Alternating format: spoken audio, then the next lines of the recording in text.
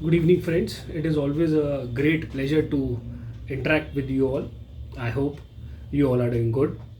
आज की जो हमारी चर्चा का विषय है वो बड़ा ही एक इम्पॉर्टेंट एक सब्जेक्ट है और सब्जेक्ट ये है कि today budget 22 has been delivered.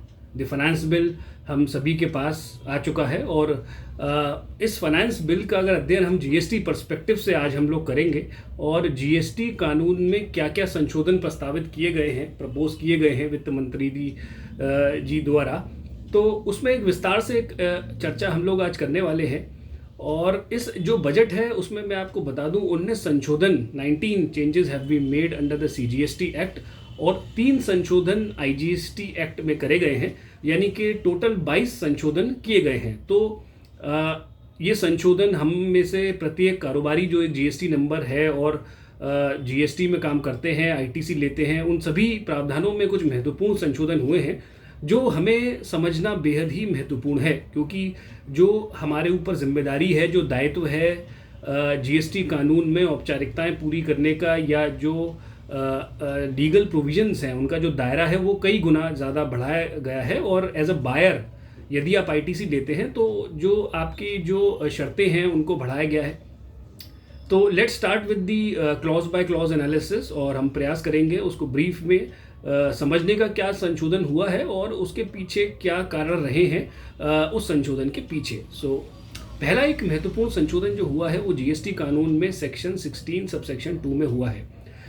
GST कानून में जो सेक्शन 16 है वो ये बताता है कि यदि आपको किसी परचेज इनवॉइस पर आईटीसी लेनी है तो आपको क्या क्या शर्तें पूरी करनी होंगी। तो जब जीएसटी लागू हुआ था 1 जुलाई 2017 को, तो उसमें 4 शर्तें प्रस्तावित की गई थी।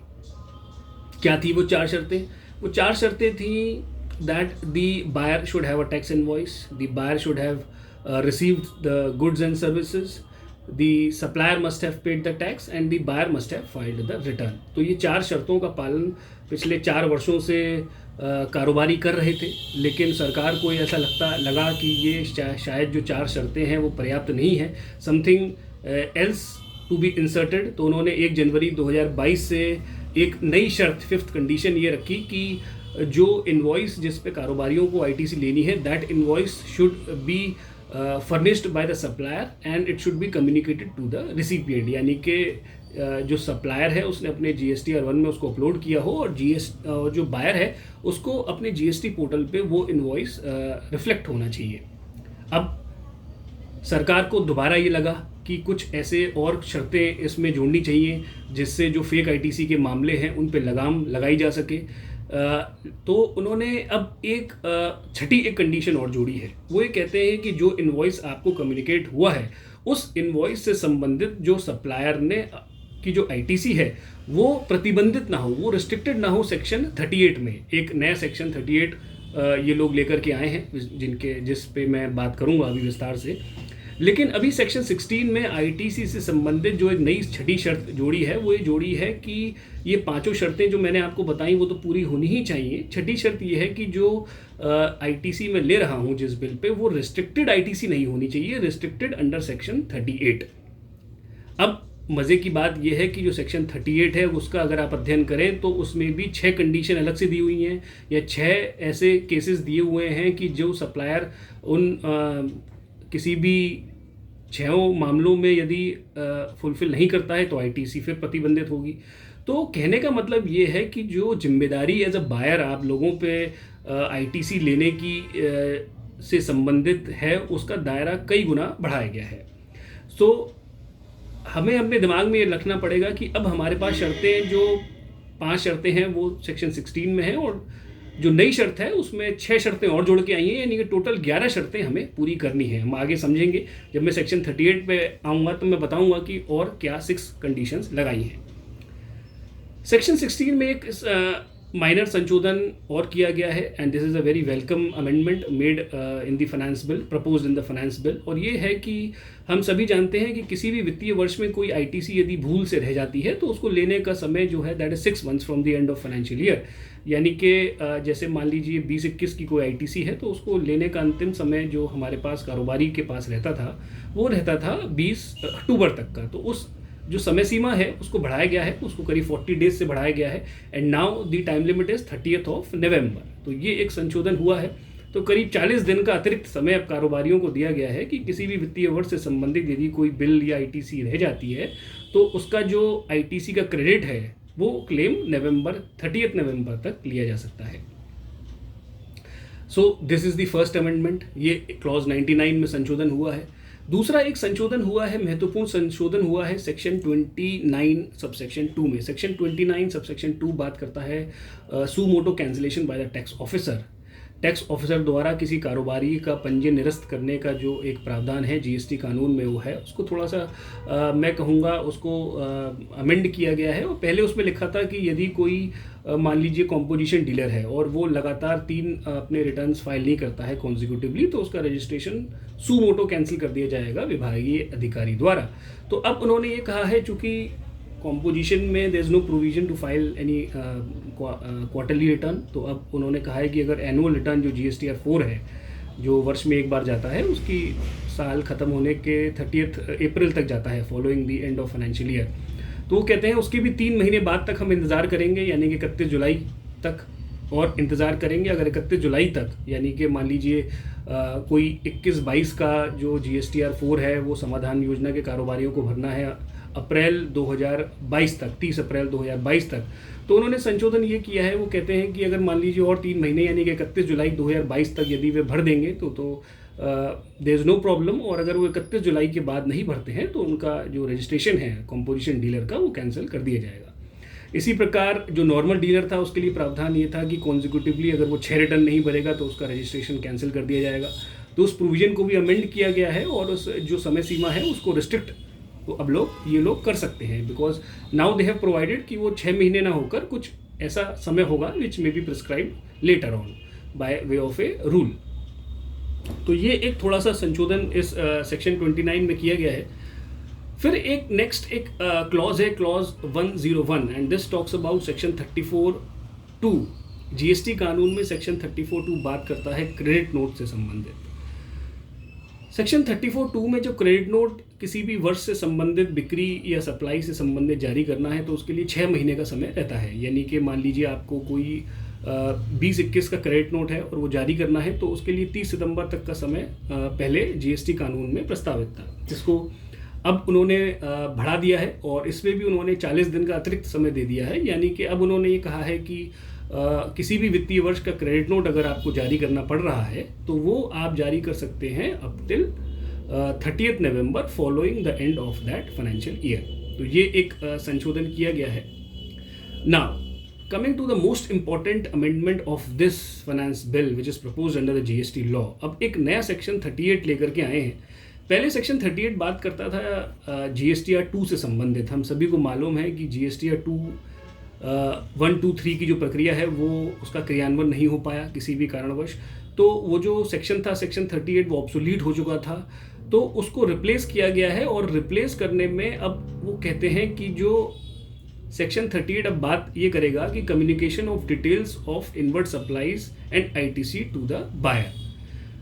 अब सेक्शन 38 को समझना इसलिए इम्पॉर्टेंट है क्योंकि ये सेक्शन 38 लिंक्ड है आपके सेक्शन 16(2) से। 16(2) में जो मैंने आपको बताया था जो छठी शर्त जोड़ी गई है उसमें एक कंडीशन ये भी है कि जो एज अ बायर ITC ले रहा है उसकी ITC प्रतिबंधित ना हो सेक्शन 38(2) में। तो 38(2) क्या है? 38(2) में 6 ऐसे केसेस दिए गए हैं जहाँ पे सप्लायर यदि गलती करता है तो उसका खामियाजा एज अ बायर आपको भुगतना पड़ेगा। क्या है वो 6 मामले? पहला है अगर कोई मान लीजिए नया सप्लायर है तो बाय वे ऑफ रूल्स वो जो इनवॉइस जारी करेगा नया सप्लायर उसकी ITC प्रतिबंधित कर सकती है सरकार। सेकंड है कोई डिफ़ॉल्टिंग सप्लायर है, उसने अपने टैक्स का पेमेंट नहीं किया है तो वो डिफ़ॉल्टर है, यदि वो बिल जारी करता है तो उसका ITC बायर को रिस्ट्रिक्ट किया जा सकता है। तीसरा ये है कि कुछ सप्लायर्स ऐसे होते हैं जो अपनी सप्लाई जो है वो GSTR 1 में तो घोषित कर दी करोड़ों की सप्लाई, और लेकिन उसका जो भुगतान है 3B में जो सप्लाई घोषित करी या टैक्स डिक्लेयर किया that was very very less. तो एक उन्होंने कहा है कि GSTR 1 की अगर टैक्स लायबिलिटी ज़्यादा है एज़ कम्पेयर टू 3B तो हम उसे रिस्ट्रिक्ट कर सकते हैं। फोर्थ है supplier has taken the excess ITC, यानी कि आपके सप्लायर ने यदि ज़्यादा ITC ले ली है तो भी आपका जो एज अ बायर ITC है वो रिस्ट्रिक्ट किया जा सकता है। पांचवा है default in percentage payment through credit ledger. यदि आपका सप्लायर एक निर्धारित अमाउंट क्रेडिट लेजर से पे नहीं करता है तो भी एज अ बायर आपकी आईटीसी रिस्ट्रिक्ट की जाएगी। या छठा उन्होंने बोला है कि कोई नोटिफाइड ऐसा सप्लायर है, यानी कि 6 ऐसे केसेस सप्लायर पे उन्होंने फिक्स किए हैं जहां पे सप्लायर यदि गलती करता है, if the supplier is at fault और he is not paying the taxes in time, या कोई इन 6 केसेस में वो फॉल कर जाता है, तो भी एज अ बायर आपकी आईटीसी अब रिस्ट्रिक्ट होने वाली है। तो इट इज़ नाउ, पहले ही मैं कई बार अपने वीडियोस में बता चुका हूं कि you have to be very very vigilant, लेकिन अब जीएसटी कानून में जो सेक्शन 16 है आईटीसी लेने से संबंधित प्रावधान है, उसको कई गुना उसका दायरा बढ़ाया गया है और आपको बड़ा ही सतर्क रहने की ज़रूरत है।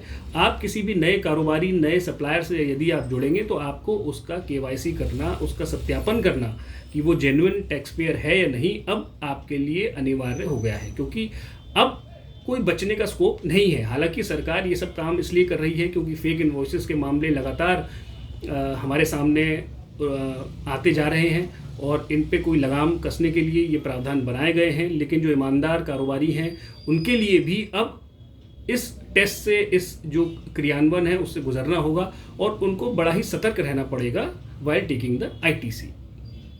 तो ये एक इम्पॉर्टेंट प्रोविजन था which is there in the finance bill.